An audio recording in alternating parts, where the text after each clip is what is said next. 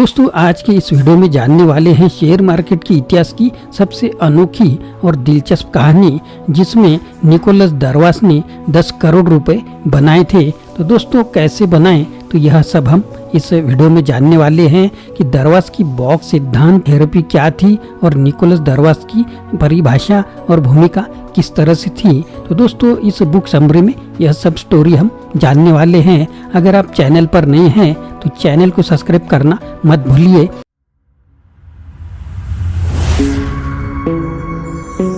Hello दोस्तों, मेरा नाम आनंद है और बिजनेस आनंद इस चैनल में आप सभी का स्वागत है। दरवास बॉक्स सिद्धांत आखिर क्या है? तो दरवास बॉक्स सिद्धांत निकोलस दरवास द्वारा विकसित एक व्यापारिक रणनीति है जो प्रमुख संकेतकों के रूप में उच्च और मात्रा का उपयोग करके शेयरों को लक्षित करती है। दरवास की ट्रेडिंग तकनीक में उन शेयरों को खरीदना शामिल है जो नई ऊंचाई पर कारोबार कर रहे हैं और एक प्रवेश बिंदु स्थापित करने और स्टॉप लॉस ऑर्डर की नियुक्ति के लिए हाल की ऊंचाई और निम्न के आसपास एक बॉक्स बनाना शामिल है। किसी स्टॉक को दरवास बॉक्स में तब माना जाता है जब कीमत की गतिविधि पिछली ऊंचाई से ऊपर उठती है लेकिन उस कीमत पर वापस आ जाती है जो उस ऊंचाई से ज्यादा दूर नहीं होती। तो दोस्तों इस वीडियो में हम क्या क्या जानने वाले हैं। दरवास बॉक्स सिद्धांत एक तकनीकी उपकरण है जो व्यापारियों को बढ़ती व्यापार मात्रा के साथ स्टॉक को लक्षित करने की अनुमति देता है। दरवास बॉक्स सिद्धांत एक विशिष्ट समय अवधि में बंद नहीं है, इसलिए बक्से व्यापारी द्वारा उपयोग की जा रही समय अवधि के हाल के ऊंचे और हाल के निचले स्तर के साथ एक रेखा खींचकर बनाए जाते हैं। दरवास बॉक्स सिद्धांत बढ़ते बाजार में और या तेजी वाले क्षेत्रों को लक्षित करके सबसे अच्छा काम करता है। दरवास बॉक्स सिद्धांत आपको क्या क्या बताता है? तो दरवास बॉक्स सिद्धांत एक प्रकार की गति रणनीति है।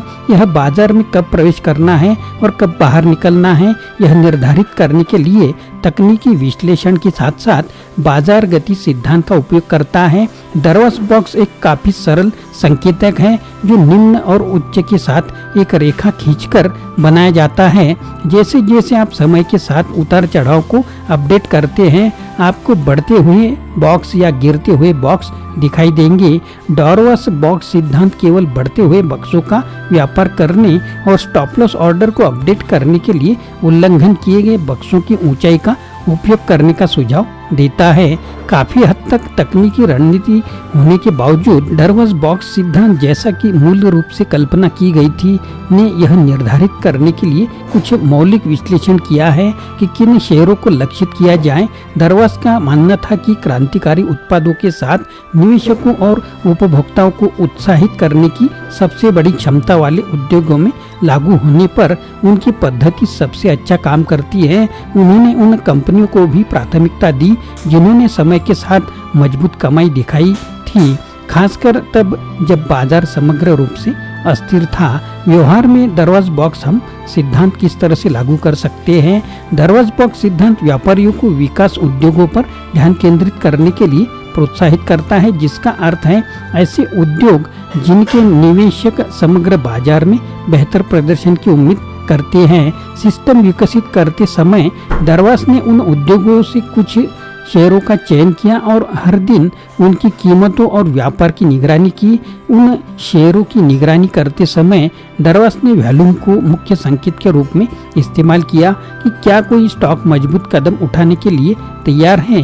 एक बार जब दरवास ने एक असामान्य वॉल्यूम देखा तो उसने व्यापारिक सत्रों के हालिया उतार चढ़ाव के आधार पर एक संकीर्ण मूल्य सीमा के साथ एक दरवास बॉक्स बनाया। बॉक्स के अंदर दी गई समय अवधि के लिए स्टॉक का निचला स्तर फर्श का प्रतिनिधित्व करता है और उच्चतम सीमा का निर्माण करता है।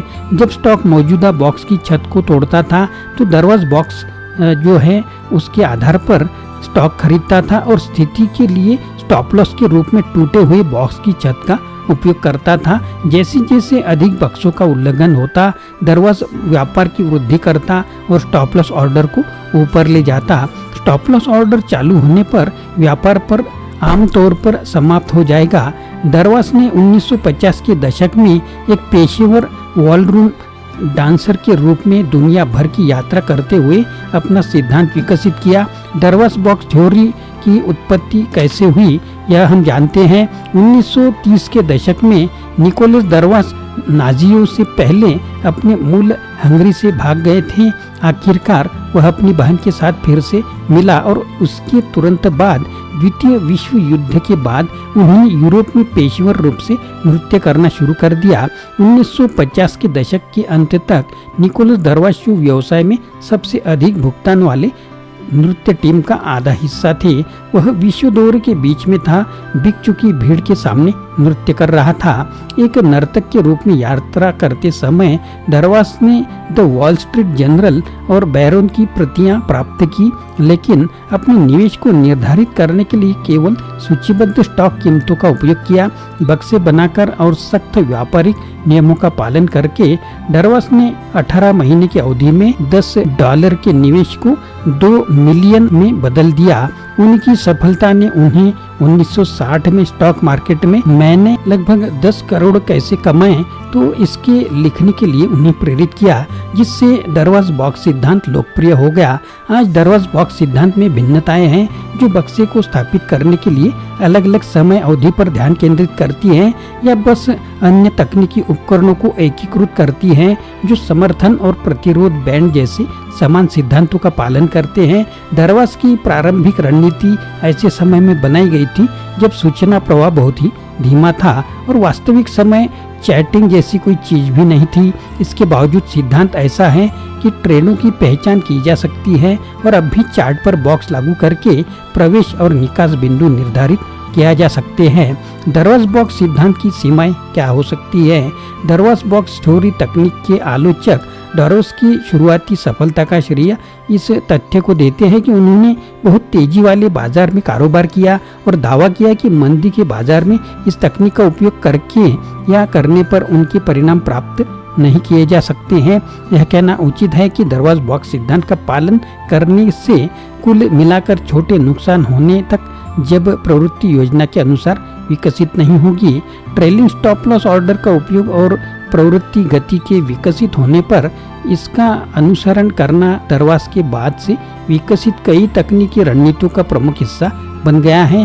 कई व्यापारिक सिद्धांतों की तरह जब जोखिम की नियंत्रित करनी और किसी योजना का पालन करने की बात आती है तो दरवास बॉक्स सिद्धांत की वास्तविक मूल्य वास्तव में व्यापारियों में विकसित होने वाला अनुशासन हो सकता है। दरवास ने अपनी पुस्तक में ट्रेडों को लॉस करने और बाद में क्या सही और क्या गलत हुआ इसका विश्लेषण करने के महत्व पर जोर दिया है। तो दोस्तों, निकोलस दरवास की यह बुक समरी आपको कैसे लगी जरूर कमेंट बॉक्स में लिखें और नए हैं तो चैनल को सब्सक्राइब करना ना भूले। आशा करता हूँ दोस्तों यह वीडियो आपको पसंद आया होगा। अगर पसंद आया है तो लाइक करें, शेयर करें, चैनल को सब्सक्राइब करें, अपने दोस्तों को और ग्रुप को भी यह वीडियो फॉरवर्ड करें। फिर से मिलेंगे अगले वीडियो में। आप सभी का वीडियो देखने के लिए बहुत बहुत शुक्रिया।